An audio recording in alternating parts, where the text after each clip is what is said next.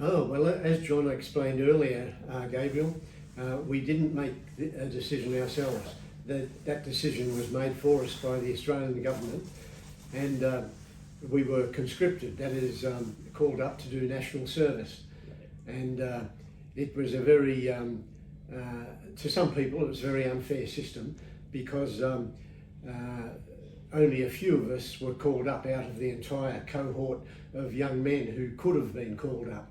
And it was done by lottery. Our birth dates were given a number. All 365 birth dates throughout the year was each given a number from 1 to 365, and those numbers were inscribed on marbles, wooden marbles, and put in a barrel.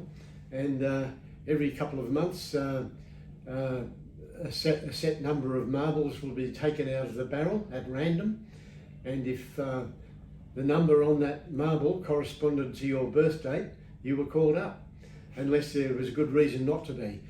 For example, some people were exempted on medical grounds or religious grounds, but if you were in good health and had no other valid reason, you were called up and you had no choice in the matter.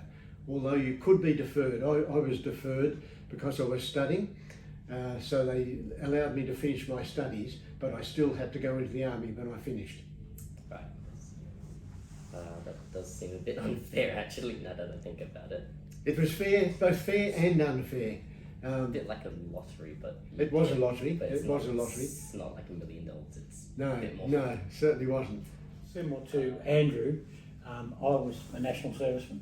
My number came out of the barrel and I had no option.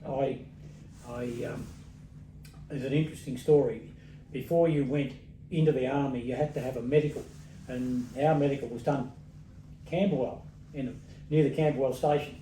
All the guys were lined up for their medical with this old doctor. He seen about 110 not out, and you went in and he checked you out, and I said to him, "Well, Doc, did I pass the medical?" He said, "I can't tell you that. The National Service Board will inform you officially." But as I went out the door, he said I wouldn't plan anything for the next 2 years. So I knew I'd passed my medical. And of course, you then had to go and start your army training.